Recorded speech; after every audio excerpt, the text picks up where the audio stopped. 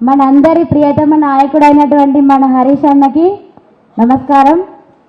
అందరికీ వేదికను అలంకరించినటువంటి అందరికీ నా హృదయపూర్వక నమస్సుమాంజలి.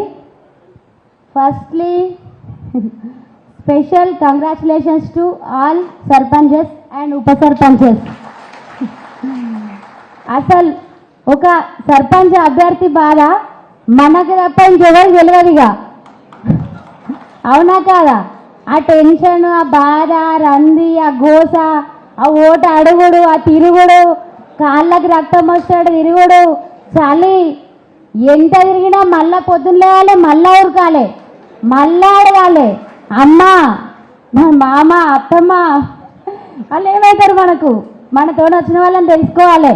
వాళ్ళు ఏమవుతారు మనకు, చిన్నమ్మ నాకేమవుతుందో మనం అడగాలి, అత్తమ్మ అని పిలవాలి, మామ అని పిలవాలి, తాత అని పిలవాలి. అబ్బా ఇదంతా ఒక పెద్ద గుణపాఠం మన అందరికీ. అసలు చెప్పాలంటే ఈ 5 సంవత్సరాలకు ఒకసారి జరిగే ఎలక్షన్లు చాలా మంచివి. ఈ రాజ్యాంగం అనేది చాలా మంచిది. ఎందుకంటే మనము మానవత విలువలను మర్చిపోయినప్పుడు గుర్తు చేస్తున్నాయి ఈ ఎలక్షన్లు, అవునా కాదా?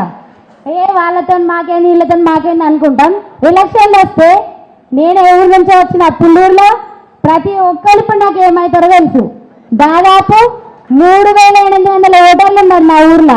ఫస్ట్ ఎంపీటీసీకి నిలబడ్డప్పుడు మా పాలోళ్ళు, మా మరిది తెలియదు నాకు, మా మరిది నింపుతుండే నన్ను ఎలక్షన్కి, నువ్వెవరు అని అడిగిన. అట్లాంటిది ఇప్పుడు నాకు మా గ్రామంలో ఒక యూత్ ఒక టీం, నాకు ఒక 2000 మంది టీం ఉంది నాకు. అంటే నేను కూడా నా పుల్లూరు గ్రామ ప్రజలకు కంపల్సరీ ఉన్నపడి ఉండాలి. ఎందుకంటే ఒక మహిళా అభ్యర్థికి కూడా వాళ్ళు నాకు ఇంత సపోర్ట్ చేసారు. ప్రతి టీం మా ఆయనకి ఎంత ఉన్నారో నాకు అంత వెనక నిలబడ్డారు. మన కష్టాలను ఒకసారి గుర్తు చేస్తున్నా. మరి మళ్ళీ గెలిచిన తర్వాత కూడా ప్రాబ్లమే సార్. ఎందుకంటే మేము వెళ్ళినాం 21 నెలలుగా దాదాపు ఊరికి సర్పంచ్ లేకపోవడం వల్ల మోరీలు అన్నీ ఉన్నాయి. ఫస్ట్ ఆఫ్ ఆల్ జీపీ ఎట్లుందంటే చెత్త చేయారం మొత్తం దుమ్మేశారు. నేను కూర్చునే కుర్చీ తప్ప అన్ని దుమ్మే. ఎందుకంటే కుర్చీలు మేము కొనుకొచ్చుకున్నాం కాబట్టి. ఆ టేబుల్ అదంతా క్లీన్ చేయించడానికి నా తల ప్రాణం తోక్కొచ్చింది. కంపల్సరీ మనం ప్రతిపక్ష పార్టీలో ఉన్నాం కాబట్టి మాకు ఏ ఇబ్బంది కాకుండా మీరు మమ్మల్ని జాగ్రత్తగా చూసుకోవాలని చెప్పి అందరి తరపున మా సర్పంచుల ఉప సర్పంచులు అందరి తరపున మిమ్మల్ని అడుగుతున్నా. ఎందుకంటే మనం ప్రతిపక్ష గవర్నమెంట్లో ఉన్నాం. చెప్పాలంటే ఇప్పుడు జీపీలో చాలా పని ఉంది సార్, ₹1 లేదు, చేతి నుంచి పెడుతున్నాం. ఎందుకంటే అబ్బా మొన్న తిరిగినప్పుడు ఇప్పిస్తా అన్న కదా లత, ఇవో లత లత లత అని నాకైతే 100 ఫోన్లు వస్తున్నాయి సార్. నిజం సార్, కూర్చుంటే ఇంతకుముందు కార్లు వస్తుంటే ఈ మోరీలు తీసి రెప్పితే లత అంటారు. చెప్పాలంటే అక్కడ నా టైర్ ఖరాబ్ అయింది, ఏంటి ట్రాక్టర్ టైర్ ఖరాబ్ అయింది, దానికి 3000 కావాలి. ఆ 3000 ఇప్పుడు నేను చేతి నుంచి పెట్టుకోవాలి. ఇది అంతేగా చూడరు, నీకు ఓటేసిన నాకు పని చేయి, 2 నెలలు టైం మీరంటే కూడా ఇస్తలేరు. 2 నెలలు కాదుగా 2 రోజులు కూడా ఇవ్వం మేము పని స్టార్ట్ అయ్యి. నేను నా సర్పంచ్లు నా తోటి సర్పంచ్లు అందరూ చెప్పేది ఏంటంటే, మనకు యాదన్న అన్నట్టు ఇంతకుముందు మనకు యాదన్న అన్నారు, ఏమన్నారు, సార్ సహకారంతో ఊర్లో ప్రతి ఒక్కటి వచ్చినాయి. ఏమొచ్చినాయి?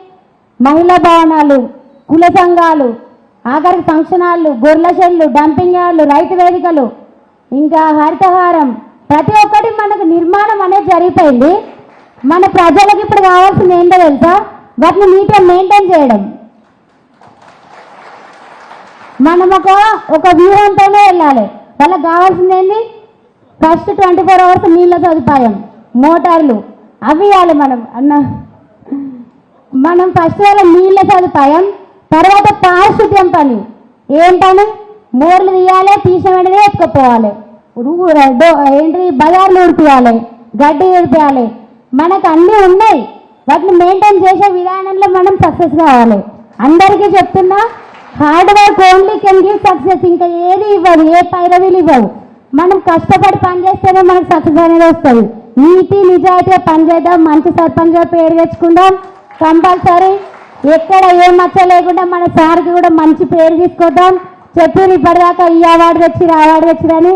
కానీ కొంచెం పెద్ద జీపీలలో ఎంత కష్టపడి పనిచేసినా కొంచెం కష్టం అవుతుంది. చిన్న జీపీలలో ఏంటంటే చిన్న ఊరు కాబట్టి మన ఇల్లు లెక్క మనం పెద్ద జీపీలను కూడా చూసుకుంటాం, మేము చూసుకోమంటలేం. కానీ కొంచెం అది ఒక కష్టంతో కూడుకున్న పని అని నేను మీకు తెలియజేస్తున్నా. ఓకే, అందరికీ థ్యాంక్ యూ సో మచ్.